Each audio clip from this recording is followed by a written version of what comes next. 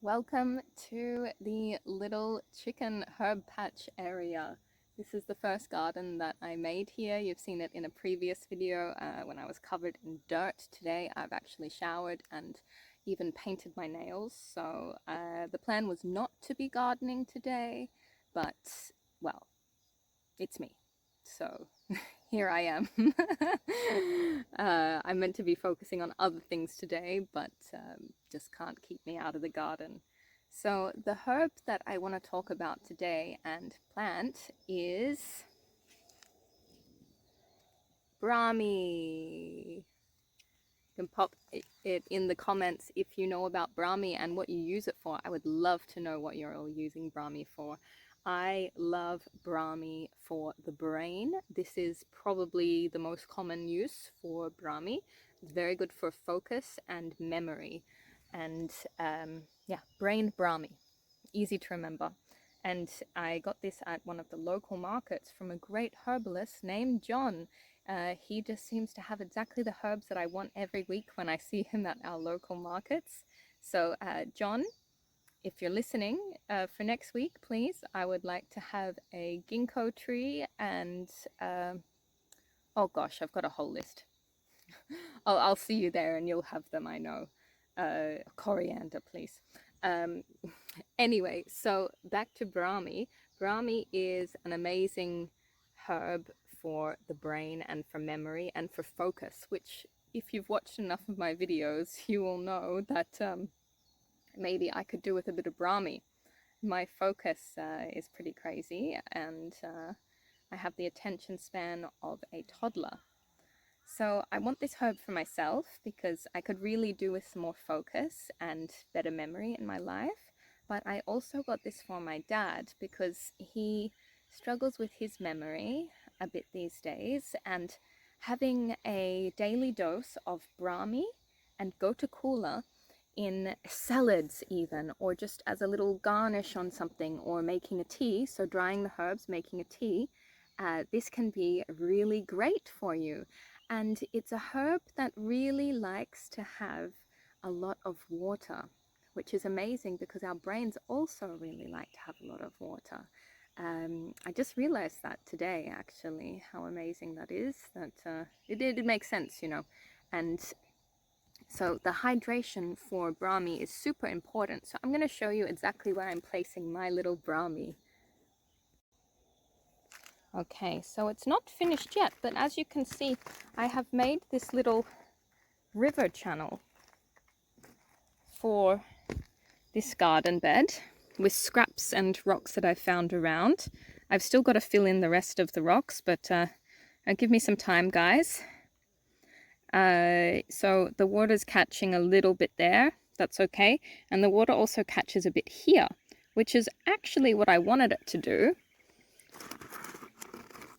I'll fix them later. But what I would love now is for the Brahmi to be growing here, and then it's going to come and chase a bit of the water down here as well. And then if there's any excess water, it can be soaking in. Ideally, the Brahmi will just kind of waterfall all over this, and even if it grows into this little water channel that I've made, that's fine, because we could all do with a lot of Brahmi in our lives. So as you can see here, I've got some sugarcane mulch on top, and then I made, maybe I went a bit overboard. Since we've just moved, there was a lot of moving boxes, and I used them all underneath the mulch, which is the best way to keep weeds away and to hold the moisture in. We're in Australia. Sometimes it doesn't rain for a while. Sometimes it's really hot. So it's really important. Plus then that stops weeds coming through. So I just do the whole thing like that and then pack it in with the rocks. As you can see there, more boxes to be covered. But yeah, so I'll do the whole thing and then I just stab it open when I'm ready to put a new plant in. Bring it out a little bit, just so there's enough space to just put the plant, and then the soil's already prepared underneath. There's still a couple of rocks in there, well, more than a couple. It's really rocky land here, but that soil is looking good. And then I'm just going to put a little bit of a microorganism fertilizer that I make myself. Just sprinkle that on once a week, I think is enough. So let's plant this little baby.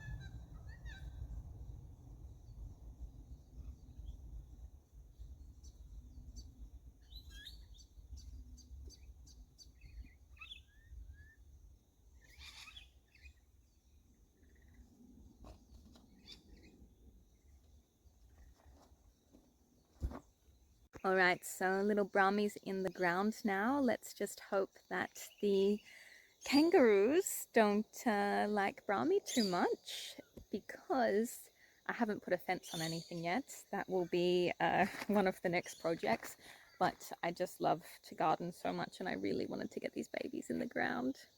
Full little Brahmi now ready to climb down and get all that nice rainwater. I've put it next to a parsley, and then we've got some society garlic. I'm not sure really about society garlic, but it sounded cool, also from John. And then at the back there, beautiful tulsi. So just some nice little herbs here, and I hope you're gonna be happy there, little Brahmi. I'll be having a few leaves of you every single day. Thank you. Thank you for watching, and if you have any ideas of different things that I could do here on the land, or you know anything about certain herbs, or have requests of different herbs that you would like for me to plant here or feature on a show, then I would love to hear from you. Please do reach out. That's why I'm sharing this, because I'm in the middle of nowhere and I just yeah, really excited to be here now, and would really value any connections with any amazing like-minded people, anyone that's on their journey to self-sustainability as well. There's a lot to do here, as you can see. I did say that this was going to be the goat shed area, but now this is going to be chicken area. It's a mess, but I love it. It's my mess. Bless this mess. Have a beautiful day and see you in the next video.